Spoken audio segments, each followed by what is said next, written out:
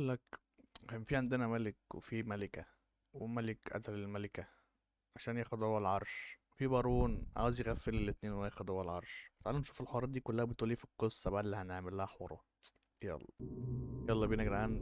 اكيد انتوا لو فاكرين في الفيديو اللي فات ان احنا خلصنا لحد شابتر 4، هنخش بقى على شابتر 5. بيقول لك هو شابتر اسمه بيوتي جمال، بس يلا يعني. حلو. طب تصبح الساحرة المفضلة عند الملاهرة، معنى كده ان الساحرة ما كانتش مفضلة. طيب يعني المراية بص على الساحرة تقول لها لا انا مش عايزاك، انا عايزة سنو وايت. قشطة كده في الشغال.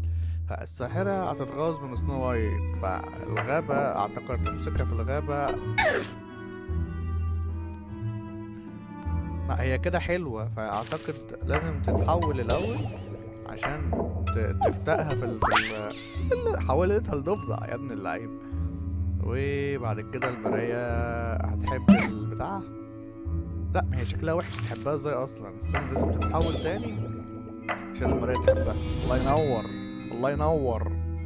اللي بعده تم رفع اللعنة، فأكيد الساحرة هتفحت حد من الاتنين دول. طيب احنا لو قلنا هي لازم يتم رفضها، فالساحرة هتبص لسنوي هتقول لها لا انا هي عايزة ذكر. فسنوي لا، فهنحط الامير، فهي مش هتطيق الامير، فتمسك الامير هتفتحوا اتنين تحوله لضفدع. فهم دول هي ايه ده؟ ما ينفعش. طب مثلا نوديهم الغابة ان ايوه هو الامير والله هيبصوا بعض. الله ينور. شغل عالي والله. اللي بعده قبلة ولعنة الغابة. أعوذ بالله. لا لا لا لا لا، أكيد لا. طب المركب اللي هي لازم تتحول تبقى حلوة، وبعد كده هتشوفه في قلب الغابة فهتبوسه. بوسيه بقى يلا. الله ينور. حلو كده، بصوا بعض كده، احنا خلصنا النص الأولاني. ماشي. بلا بلا بلا، فهي هتتحول شكلها يبقى وحش، هتيجي تبوسه هيقول لها لا يا بنت الكلب، فهتمسكه في الغابة هتفتحه. فاجر. تنين مجنح. الصغير يتلقى قبلة. طيب هو فينا عندنا السحابة بتتغاظ من سنوي. طيب هنخليها تبص في المراية، هي مش تبقى طايقة سنوي، فهتمسكها في الغابة هتفتقها اتنين تحولها لضفدع. تمام.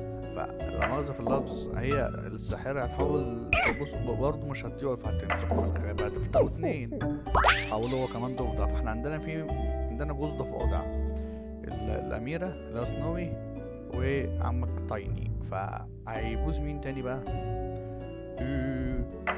في الغابة مفيش غير الأمير هو اللي سليم مع سنوي. هم عايزين يبوسوا بعض، بس هنغفله بقى، نغفر الأمير ونخليه يبوس مين؟ تايني. الله ينور. هو في خرا هنا بس احنا ملناش دعوة يعني. اللي بعده خلاص شابتر 5، خش على شابتر 6. هو الشابتر ده كان صعب بس مخ هنا مخ. غضب كبير الخدم. طيب هو ايه اللي هيخليه غضبان دي بمعنى ايه؟ بس هنحط قاعة رقص. ماشي.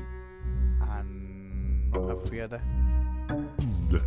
يعني هو متضايق من النوم اصلا. في السلاح كده يقتلهم بالسلاح. طيب مثلا هو يمسك السلاح يوقفه في قاعة الرقص يقتل ده، برضه قاعة رقص يقتل دي. الله ينور.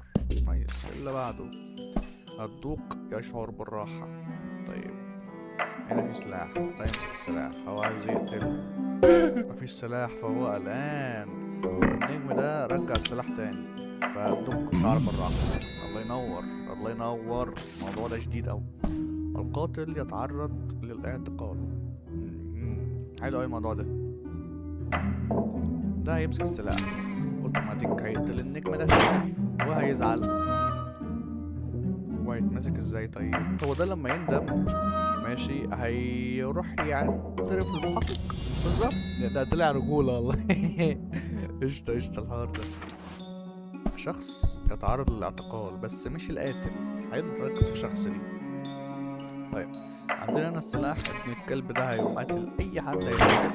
ماشي، فهيرجع السلاح ده تاني، النجم هيرجع السلاح.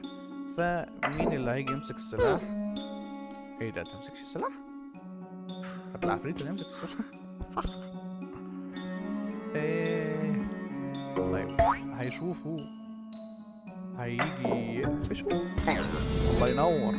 الله ينور. اللي بعده خلصنا شابتر 6. يلا على السخان. طيب كده كنا وصلنا لنهاية الفيديو. معلش قطعتكم في النص كده، بس قلت عشان الفيديو ميبقاش طويل. لو الفيديو عجبك لايك وسبسكرايب وروق الدنيا. وان شاء الله هيبقى لي تكملة يعني الحتة دي. يلا سلام.